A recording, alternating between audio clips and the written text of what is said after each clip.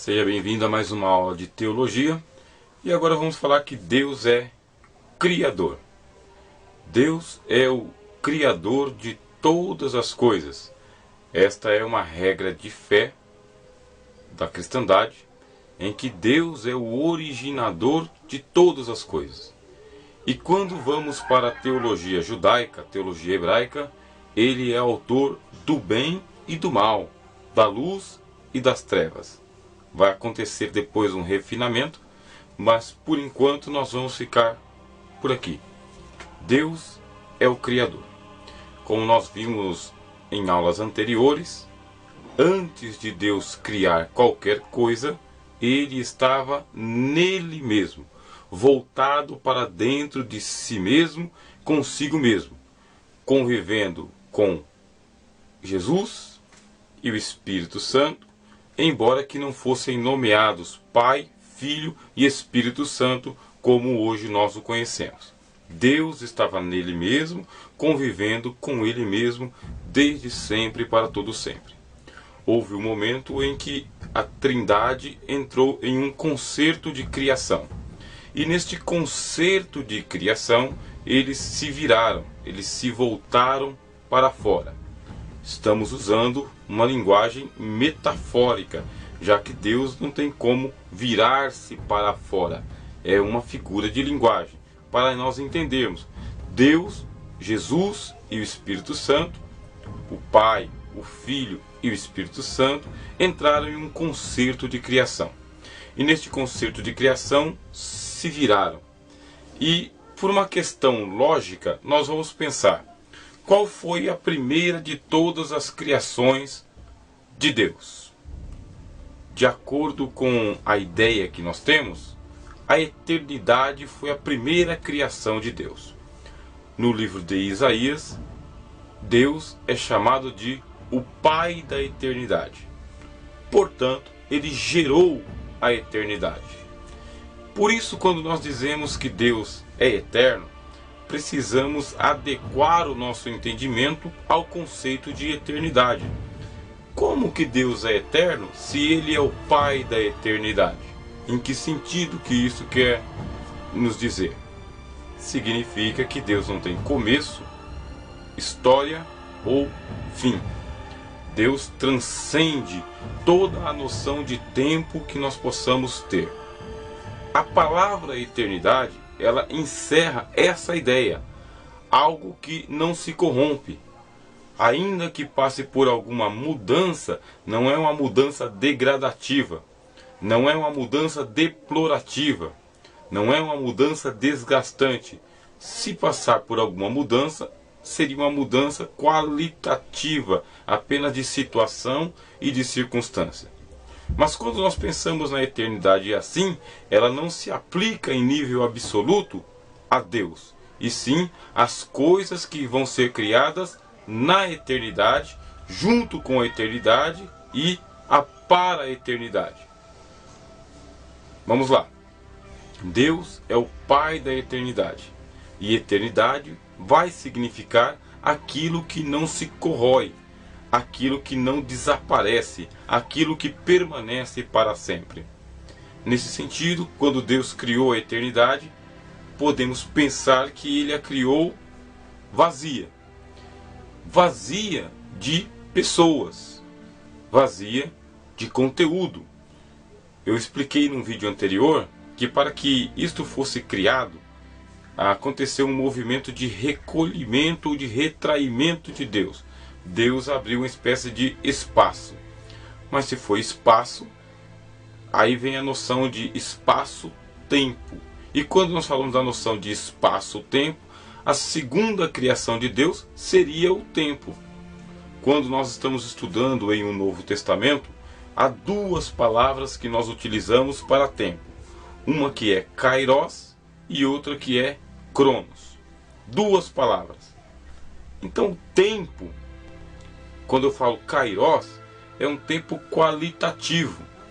Não é um tempo que ele pode ser contado pelo relógio. É um tempo em que as coisas estão acontecendo e as coisas vão congruindo para que chegue a um ápice, chegue a um clímax, se cumpra. Exemplo: Deus começa no primeiro dia, segundo, terceiro, quarto, quinto e sexto. Quando ele chega no sexto, o Kairos está se completando. Ele vê que tudo é bom e descansa. Quando ele descansa, o Kairos está pronto. Então, um Kairos é igual a 7 dias da criação. Kairos sempre é aquele tempo em que a coisa está completa, plena, perfeita, acabada. Não há como avançar além dela. Precisa-se iniciar um outro Kairos. A virtude deste Kairos é que pode acontecer vários Kairos consequentemente, um após o outro, alternativamente, um e outro, ou conjuntamente, os 2, 3 ou 4 juntos. São tempos de Deus, Kairos em grego. E temos o Cronos também. O Cronos é da onde nós temos a palavra cronologia, cronômetro, que é o tempo que vai passando um após o outro e que pode ser contado. Esse cronômetro, este Cronos, ele não tem como retroceder, ele avança, não tem como voltar atrás, ele se sempre empurra para frente, sempre empurra. E quando nós vamos para a mitologia grega, esse Cronos, ele é um deus devorador, ele vai devorando os seus filhos. E essa é a ideia que nós temos do tempo hoje. Ele é um devorador, ele nos devora. No Cronos acontece corrupção, no Cronos acontece degradação, envelhecimento, acabamento, tudo se enferruja, tudo se destrói, porque o Cronos ele é um engolidor dos seus filhos. Ele é um deglutidor dos seus filhos. Ele foi criado com esta finalidade. Kairos, tempo qualitativo. Cronos, tempo quantitativo. Esses dois conceitos de tempo, eles vão se embaralhar com a eternidade. Porque na eternidade nós não temos Cronos, mas temos Kairos. Então esse Kairos ele tem a virtude de acontecer na eternidade e aqui onde nós estamos. Ele tem a virtude de coexistir com as coisas eternas e com as coisas temporais. O Cronos não. Ele só existe com as coisas temporais. Deus é o Criador da eternidade. Complicou-se mais ainda. Porque quando nós pensamos que a eternidade ela é uma ocasião em que o tempo está paralisado ou que ele não passa porque ele é qualitativo, nós pensamos o seguinte: aonde que sobra espaço para nós que vivemos no Cronos? A eternidade ela tem aqui, não tem começo, ou o começo dela é Deus. Deus a originou. Ela se estende, e à medida que ela se estende, ela ocupa a totalidade do Kairos e do Cronos. E onde que nós estamos? A única lógica é a seguinte: nós estamos dentro de uma galeria da eternidade. Neste exato momento, nós estamos na eternidade. Não percebemos isto porque nós somos filhos de Cronos. Somos filhos do tempo. Nós nascemos cronometrado dentro de uma linha temporal chamada Cronos. Então nós não percebemos que estamos na eternidade. Mas a eternidade ela é maior, ela é abrangente. Ela não pode ser interrompida. E é por isso que, quando nós continuamos estudando o grego do Novo Testamento, vamos encontrar a palavra aion, que significa idade ou era. Os judeus definiam assim: idade presente e idade futura. Essa idade presente é a que nós estamos agora, que iniciou-se em Adão e vai até a volta de Jesus, até a chegada da eternidade final. Idade futura é quando nós passamos para o além.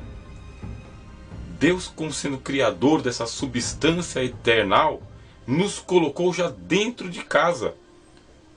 Aqui, o Cronos, o universo, a terra onde vivemos, é o quintal da eternidade. Estamos dentro da eternidade, mas não conseguimos perceber por causa da corrupção a que estamos sujeitos pelo Cronos. Muito difícil, muito complicado. Nós começamos uma nova etapa no estudo da teologia. Estamos entendendo a criação de Deus, paulatinamente. Aion, era presente, era futura. É como dizer eternidade passada e eternidade futura. No meio, o tempo. É uma noção inexata, até errada, já que eternidade não pode se interromper, é um fluxo contínuo, é algo que não tem como parar. Se não tem como parar, nós estamos no meio. Se estamos no meio, mas não percebemos, é porque nós estamos em uma pequena galeria. E nessa nossa galeria nós temos a impressão de que as coisas passam e se corrompem. E de fato, elas passam e se corrompem, mas dentro da própria eternidade. Que Deus te abençoe.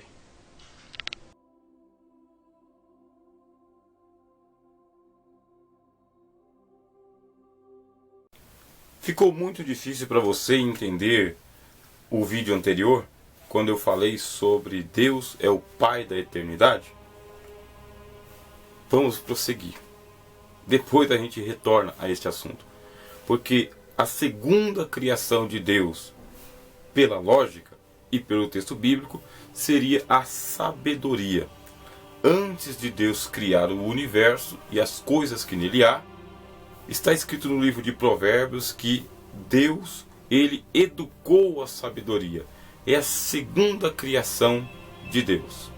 Porque com sabedoria ele formou o universo. Com sabedoria ele constituiu todas as coisas. Então, a segunda criação de Deus é a sabedoria. A sabedoria ela vem em contraste com o conhecimento, já que a sabedoria ela é uma virtude completa, uma virtude perfeita, uma virtude autora. Já o conhecimento, ele é gradativo. O conhecimento, ele é gradual, ele é evolutivo, ele acontece aos poucos. Então Deus criou primeiramente a sabedoria, para que com a sabedoria ele possa fazer todas as coisas. E a sabedoria, ela ocupa dentro de todas as virtudes, dentro de todos os dons, o maior de todos os graus. De todos os graus. É a sabedoria que vai nos dizer que Deus é sábio também. Todas as coisas que Ele faz, que Ele projeta, que Ele engendra, que Ele executa, estão imbuídas desta sabedoria, desta perfeição, desta completude. Ao contrário da sabedoria está a ignorância. Ignorância é eu não sei, eu não conheço, eu não consigo, eu não entendo. Deus não é ignorante. A criação, ela não é uma obra idiota. A criação não é uma obra sem sentido, sem finalidade, ininteligível. Ela é uma obra sábia, de um arquiteto sábio. Tudo está arquitetado de acordo com esta virtude divina.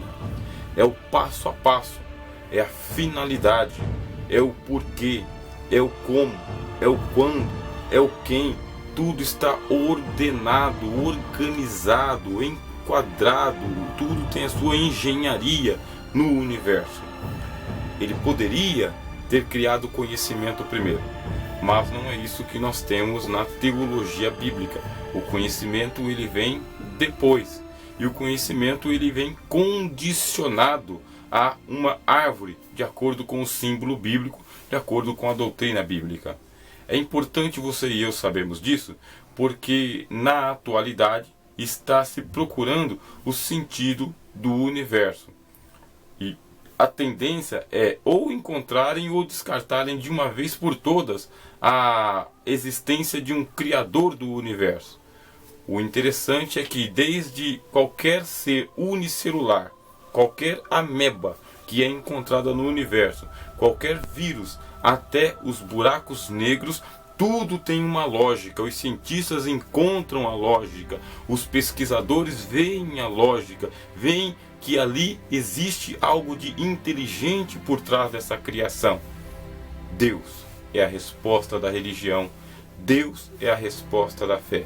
Ele é o autor sábio de todas as coisas.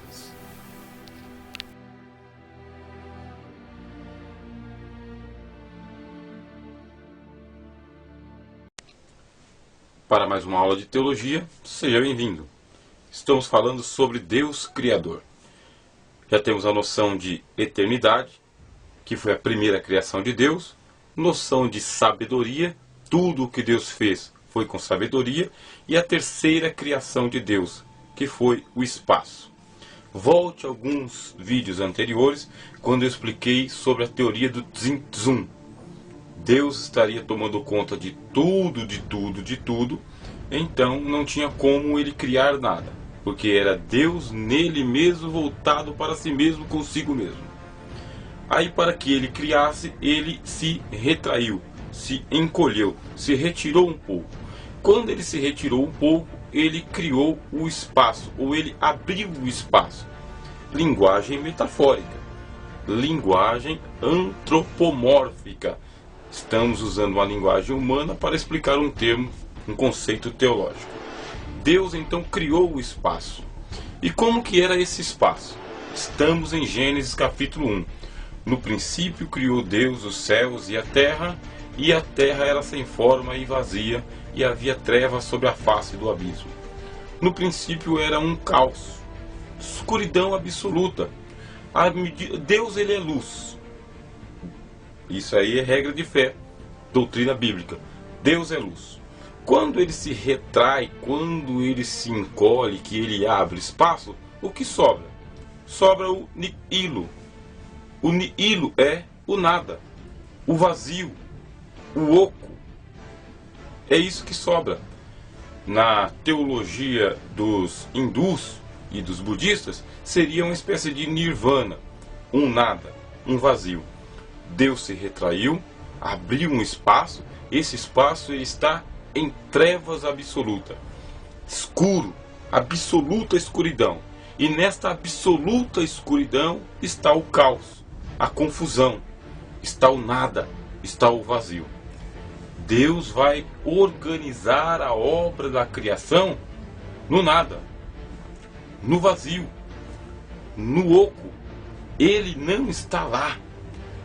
A origem de todo o universo, das pessoas e das coisas, a origem é o nada, o vazio. Melhor, Deus vai utilizar o nada como matéria-prima. Deus vai pegar aquilo que é vazio, que é oco, que não tem sentido, que não tem existência, e ele vai formar, ele vai criar, vai dar vida, vai iluminar e vai sustentar. Por isso que ele é o fundamento abissal. Abissal significa aquele fundamento que eu expliquei nas aulas passadas, em que é ele quem fundamenta todas as coisas nele mesmo, é ele que é o chão de todas as coisas. Ele precisa sustentar, porque a partir do momento em que ele está sustentando, a coisa existe. Mas se ele não sustentar, a coisa deixa de existir. Volta ao vazio, volta ao nihilo, volta ao nada. Deus criou a eternidade. 1. Deus criou a sabedoria. 2. Deus criou o caos, o nada. Deus é o autor do nada. Não é impressionante isso? Antes de ele dar sentido a algo, dar formato a algo, dar alento a algo, ele faz o vazio, o nada. E esta é uma angústia que existe dentro da nossa própria alma de vez em quando, ou muitas vezes. Essa angústia que foi muito pensada por Søren Kierkegaard e pelos filósofos existencialistas, essa angústia de que há um vazio, há um oco, há uma falta de sentido, porque isso já faz parte da constituição da natureza do cosmos e do universo. Ele criou o caos, e no caos ele veio para a sua quarta criação. Pela cronologia, pela lógica, pela ideia, a quarta criação de Deus foram os anjos. E nisso aí nós vamos falar na próxima aula. A criação dos anjos antes de ele criar o universo. Memorize se for possível. Deus estava nele mesmo, voltado para si mesmo, consigo mesmo, desde sempre, para todo sempre. Amém. Virou-se para fora. E quando ele se virou, ele começou o ato criativo. Ao virar-se, ele se retraiu, abriu o espaço. E quando ele abriu o espaço, surgiu o oco, o vazio e o nada. Anteriormente a isto, ele havia criado a eternidade, que é a noção de que as coisas não perecem, as coisas não se corrompem, e criou a sabedoria para que tudo tenha um sentido. Então, nesta ordem: Deus, 1. Eternidade, 2. Sabedoria, 3. Vazio, 4. E os anjos, 5. Até a próxima aula.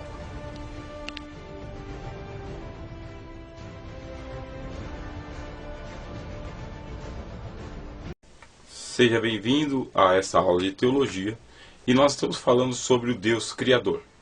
Vimos que, primeiro, Deus existia nele mesmo, segundo, criou a eternidade, terceiro, criou a sabedoria, quarto, criou o caos, o vazio, o nada, e agora 5, a criação dos anjos. Sabemos que os anjos foram criados antes do universo por causa do livro de Jó. Ali encontramos a expressão dizendo que as estrelas da alva cantavam conjuntamente enquanto ele estava criando o seu universo. Sabemos pelo livro de Gênesis que no princípio criou Deus os céus, depois ele criou a terra, e que ele criou a terra no caos, porque a terra era sem forma e vazia e havia trevas sobre a face do abismo. Os anjos, eles são criação de Deus. E seguimos de perto aqui a angelologia judaico-cristã. Por esta angelologia judaico-cristã, os anjos, eles foram criados em castas. Não foram reproduzidos, foram criados em castas, classes e hierarquias.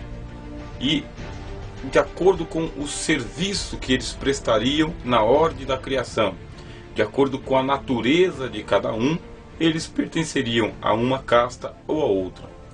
Seguindo de perto esta angelologia judaico-cristã, muito mais cristã agora, nós temos o mais antigo de todos os anjos. O mais antigo de todos os anjos é o arcanjo Miguel. A palavra arcanjo significa justamente isto. Arc é o antigo, o mais antigo de todos os príncipes. E a palavra príncipe também significa isso, é o principal, é o princípio de todos os anjos. O arcanjo Miguel, provavelmente, pela ideia, pela angelologia e pela teologia, foi o primeiro anjo criado. Por isso ele é constituído também o chefe dos anjos, o arcanjo, aquele que é o chefe, aquele que é o comandante. E ele é o príncipe dos filhos de Israel, de acordo com o livro de Daniel. Príncipe porque ele é o primeiro, é o principal, é o princípio. E o segundo anjo criado, provavelmente, foi o querubim Lúcifer, o filho da alva. Olha, filho da manhã. Ele provavelmente foi o segundo.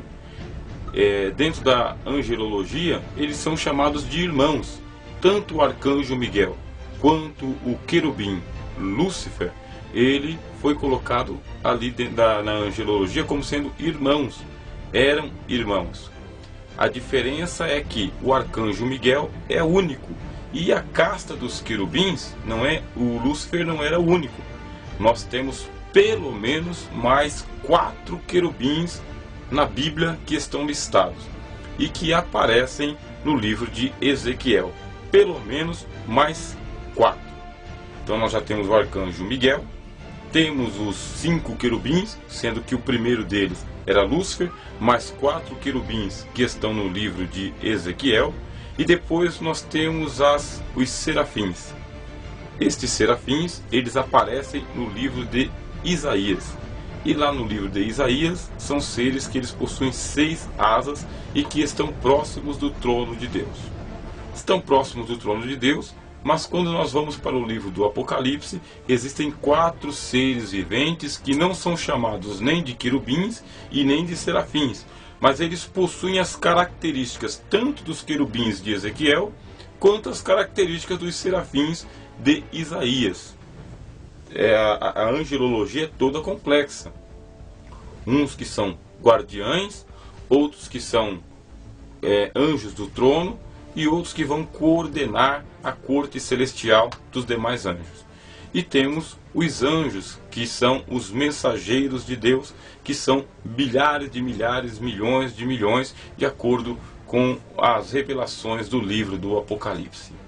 Essa miríade de milhares e milhares de anjos, começando com o arcanjo Miguel, serafins, querubins, os anjos mensageiros, essa angelologia toda, essa miríade de anjos, eles foram espectadores na criação do universo. Importante sabermos, se não havia o universo ainda, onde é que eles foram criados? No caos. Foram criados nas trevas. Foram criados na confusão daquilo que Deus criou quando ele se retraiu pelo Tzim-Tzum. Surgiram antes. Daí é que Lúcifer é chamado de a estrela da manhã, o filho da alva, porque estes anjos eles são comparados a estrelas. Estrelas, eles são chamados de estrelas, sim. Então, essas estrelas, essas filhas da alva estavam cantando de manhã, aliás, durante a criação de Deus. Depois vem a criação do universo, que é o sexto passo antes de nós chegarmos nos homens.